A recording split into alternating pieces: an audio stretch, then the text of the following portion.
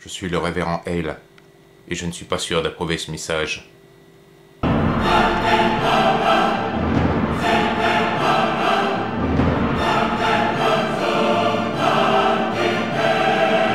Dans ce livre, le diable est mis à nu, dépouillé de tous les déguisements qu'il peut prendre. Ici sont tous vos esprits familiers, incubes et succubes, vos sorcières qui vont par la lampe dans l'air et dans l'eau, vos enchanteurs de la nuit et du jour. Si le diable est parmi nous, je le trouverai, et je jure de l'écraser, cette fois pour de bon. Monsieur Paris, il ne peut y avoir de doute. Ce damné Satan est sorti de l'enfer et se promène dans Salem avec un cortège de sorcières. Il a montré ses marques.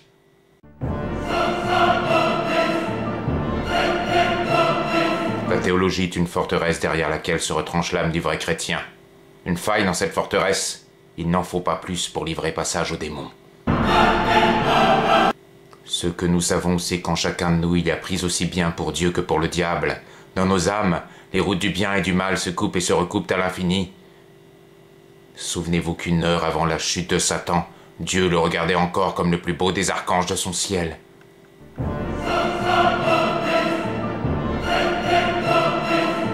Excellence, j'ai signé 72 arrêts de mort. Je suis un ministre de Dieu, et je n'ose pas prendre une vie sans qu'il existe une preuve assez sûre pour que la conscience la plus scrupuleuse ne puisse avoir le moindre doute.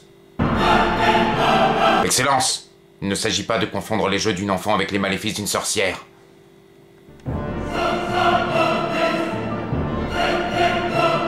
Pourquoi? C'est simple. Je suis venu faire l'ouvrage du diable. Je suis venu conseiller à des chrétiens de se révolter contre l'erreur. Il y a du sang sur ma tête. Ne voyez-vous pas qu'il y a du sang sur ma tête?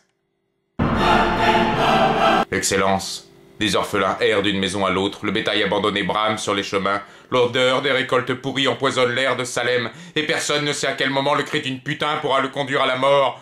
Et vous vous étonnez qu'on parle de rébellion?